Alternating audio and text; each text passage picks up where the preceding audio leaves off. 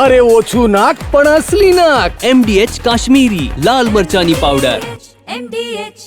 અમદાવાદમાં અનેક સ્કૂલોને બોમ્બ બ્લાસ્ટની ધમકી મળી છે. અનેક સ્કૂલોને બોમ્બ બ્લાસ્ટની ધમકી ભર્યો ઈમેલ મળ્યો છે. મહારાજા અગ્રસેન, ઝાયડસ, ઝેબર અને દેવ ઇન્ટરનેશનલ સ્કૂલને ધમકી મળી. સ્કૂલોને ધમકી મળતા પોલીસ વિભાગમાં અફરાતફરી મચી છે. Police, bomb squad, dog squad, એસઓજીની ટીમો દ્વારા તપાસ હાથ ધરાઈ છે. ધમકીના ઈમેલ અંગે સાયબર ક્રાઇમે પણ તપાસ શરૂ કરી છે. ધમકીને પગલે સંચાલકોએ વિદ્યાર્થીઓને રજા આપી છે. બપોરે 1:30 વાગે સ્કૂલોમાં બ્લાસ્ટ કરવાની ધમકી મળી છે.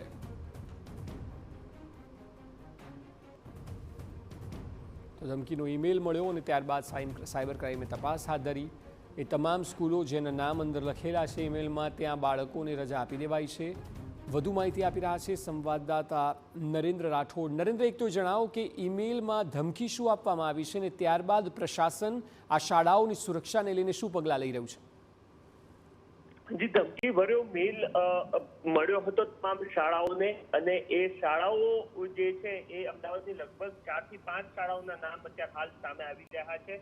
જેમાં ઝાયડસ સ્કૂલનું જે વેજલપુરની છે એનું નામ છે. આ સિવાય વસ્ત્રાપુરની નિર્માણ સ્કૂલ, અડાલજની ડિવાઇન, કલોલની આવિષ્કાર અને એ સિવાય અમદાવાદની ઝેબર સ્કૂલ, એટલે લગભગ 5 થી 6 શાળાઓ છે કે જેને આ પ્રકારનો ધમકી ભર્યો મેલ મળ્યો છે. અને એમાં મોટા ભાગનામાં સમય જે છે એનો ઉલ્લેખ કરવામાં આવ્યો છે. એક તો શાળા પ્રશાસનને આ મેલ ગયો છે અને અન્ય એક તંત્રને પણ મેલ ગયો હોવાની બાબત હાલ જે પ્રાથમિક માહિતી આવી રહી છે એની અંદર સામે આવતી જોવા મળી રહી છે.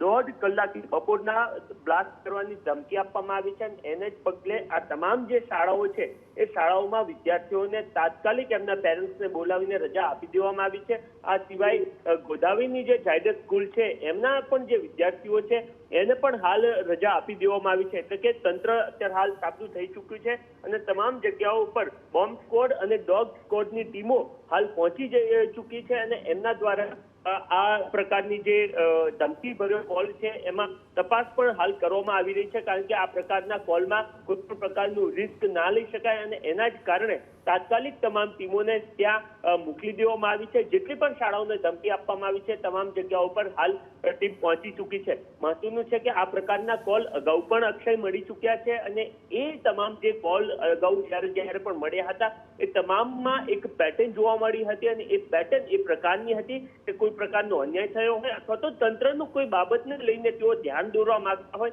એના કારણે આ પ્રકારની શાળાઓને ઉડાવી દેવાની ચીમકી અથવા તો કોઈ અસામાજિક તત્વો દ્વારા એના પર ધ્યાન ફોકસ થાય એના માટે આ પ્રકારની ચીમકી આપવામાં આવી હોય એ પ્રકારમાં ભૂતકાળમાં બનાવો બન્યા હતા. પરંતુ એ ભૂતકાળની બાબતોને ધ્યાનમાં રાખીને આટલી મોટી ચીમકીને અવગણી ના શકાય અને એ જ બાબતને ધ્યાનમાં રાખીને હાલ તમામ શાળાઓને સૂચિત કરવામાં આવી છે. આ સિવાય બોમ્બ સ્ક્વોડ, ડોગ સ્ક્વોડની ટીમો હાલ શાળાઓ પર પહોંચી ચૂકી છે અને વિદ્યાર્થીઓને તાત્કાલિક રજા આપી દેવાઈ છે. અને સૌથી મોટો સવાલ તો એ પણ રહેશે નરેન્દ્ર કે આ ઈમેલ મોકલનાર કોણ છે? કારણ કે આપણે ઘટનાને જોડીએ નહીં પરંતુ છેલ્લા 1 મહિનામાં જોઈએ તો અમદાવાદમાંથી 3 આતંકીઓનું ઝડપાવું, ત્યારબાદ અનેક મોટો જ્વલનશીલ પદાર્થ જથ્થો ઝડપાવો, એટીએસે આ કાર્યવાહીઓ કરી જ છે. અને એના થોડા દિવસોની અંદર જ્યારે આ પ્રકારે આટલી બધી સ્કૂલોને ઉડાડી દેવાની ધમકી મળે તો પછી એની સઘન તપાસ પણ એટલી જ અનિવાર્ય છે. અક્ષય, અગાઉ જ્યારે આ પ્રકારની ધમકીઓ મળી હતી એક કેસમાં તો એવું પણ જોવા મળ્યું હતું કે હૈદરાબાદથી મેલ કરવામાં આવ્યો હતો એક સામાન્ય વ્યક્તિ કે જેના દ્વારા એની કોઈ બાબતને લઈને તંત્રનું ધ્યાન જાય એના માટે આ પ્રકારનો એના દ્વારા પ્રયત્ન કરવામાં આવ્યો હતો. પરંતુ જરૂરથી જે પ્રકારના છેલ્લા કેટલાક દિવસમાં અમદાવાદ અને ખાસ તો ગુજરાતને સાંકળતી ઘટનાઓ બની છે અને એના જ કારણે આ નાનો ધમકી ભર્યો મેલ ના કહી શકાય અને એ જ બાબતને સારી રીતના જાણતું તંત્ર તાત્કાલિક કામે લાગી ચૂક્યું છે અને તમામ જગ્યાઓ પર હાલ જે માહિતી પ્રાપ્ત થઈ રહી છે એ મુજબ તમામ શાળાઓને પણ સૂચના આપવામાં આવી છે.